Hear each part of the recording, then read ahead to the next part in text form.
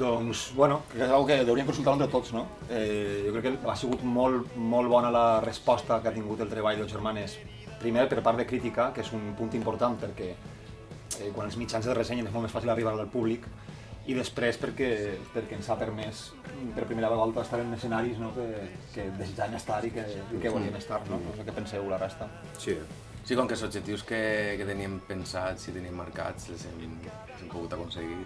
Alguns fins i tot depassant-los, que això sempre és bonic. Sí, i la veritat que sí, la valoració és més que positiva.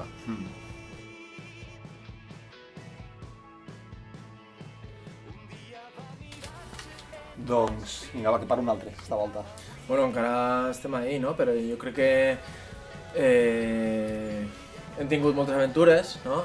Molta carretera, no sé, llocs que no havíem mai tocat, que volíem tocar. Per exemple, el Festival del Nicàssim era una cosa que jo personalment tenia... El Vida era una carta com molt important i hem pogut estar allí i ha sigut un goig poder tocar el Vida. I la veritat encara esperem fer alguns concerts més, però diguem que el gruix de la gira ha conclòs ja i este concert del dia 16 serà un poc el botó final per a la gira, almenys en València. En 2018 farem algunes cosetes més, però serà una manera més relaxada i pensant en l'horitzó.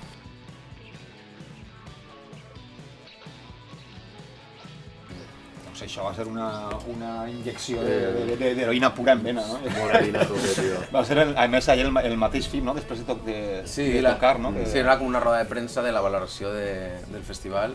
La veritat que és una cosa un poc surrealista, no? Una persona que... no?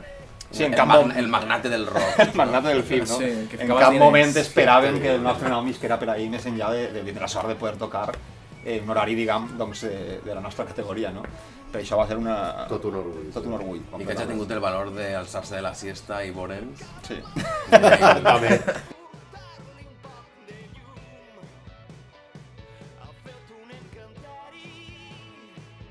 Ostres, Depèn d'este home també, no? Jo crec. dependrà d'ell, però nosaltres... Dependrà també del caché i de l'hora que toquem. Clar, i en tot cas li manarem una captura de les seves pròpies paraules en la roda de premsa de l'any anterior per a que recordi què pensava. O si no, esperem un any i l'altre també. Va, no, saps? Que si no la gent se queixa. Sí, vaja, però bueno, fora, per mi sí. Fora de conyes ens encantaria tornar i ens encantaria tornar a un horari un poc més avançat de la nit, que sabem que podem donar molta força ahir i podem fer alçar a la gent de terra. A la gent anglesa.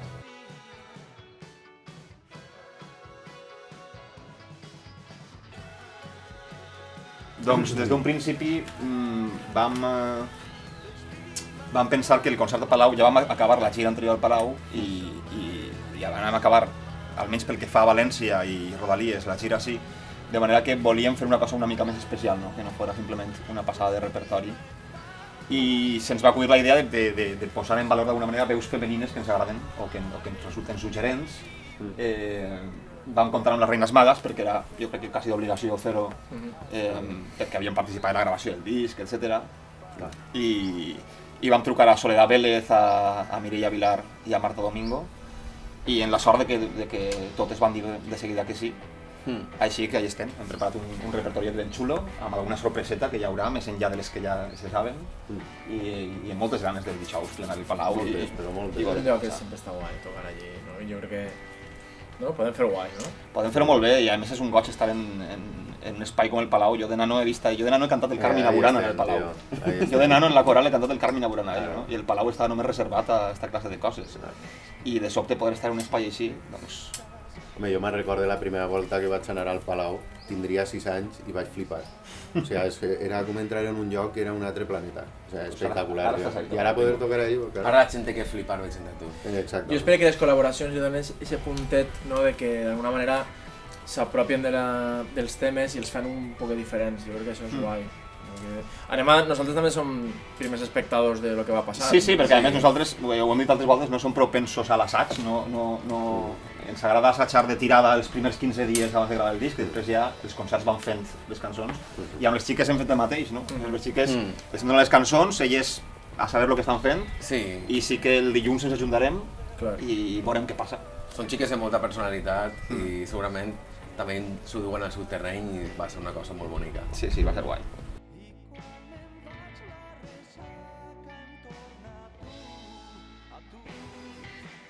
Ostres, doncs esperem que sí, això ja no depèn tant de nosaltres com de factors externs. Per el moment sí que hem pogut xafar Balears, hem xafat territori català. Hem estat en Madrid via Ràdio 3 i via els concerts de Ràdio 3, però ens agradaria poder pensar alguna sala. El que ocorre és que és un risc, vull dir, acceptem-ho, que allà on no et coneix la gent, anar sempre suposa un risc, i un risc econòmic. Aleshores hem de veure el moment en què podem assumir-ho per a poder expandir bé l'Ona Channel. L'Ona Channel, sí senyor. Estaria molt bé repetir ahir a les Illes, no? Sí, a les Illes tocarem. Les Illes és interessant sempre. Però jo, per exemple, m'agradaria anar a Bilbao. A mi també m'agradaria recórrer el mapa, sí. I si són llocs on es menja bé, doncs millor que també. millor. Més que tocar, menjar. Tot acompanyat. La gira de gener per a menjar.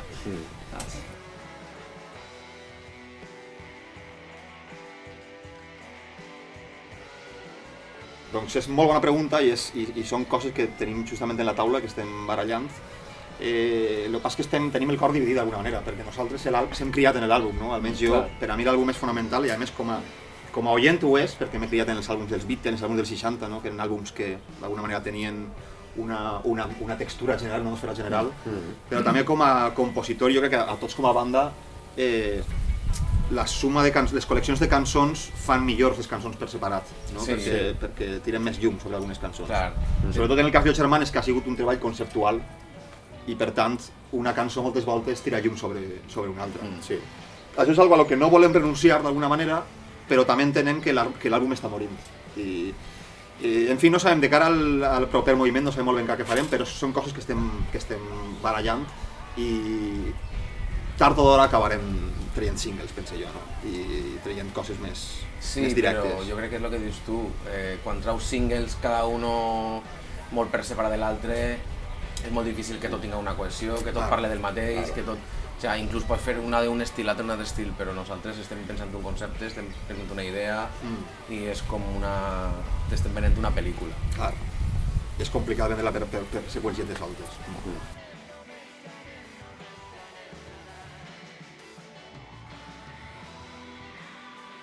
Doncs de moment, com hem dit abans, la idea és que este concert suposa un canvi de ritme, no? Una variació de ritme almenys, i la idea és projectar cap a futur. Els plans són altament secrets perquè no ens agrada anunciar les coses fins que no estan a punt d'ocórrer, així que la idea seria fer alguns concertes de 2018 per a continuar mantenint viva la flama, però tenim ja molts projectes en el cap, tenim un projecte de futur ben definit i estamos trabajando en ello. Estem a la sombra treballant molt però dur. Sí, senyor. com diu mon pare, calma l'obrero. Calma l'obrero. Tranquils.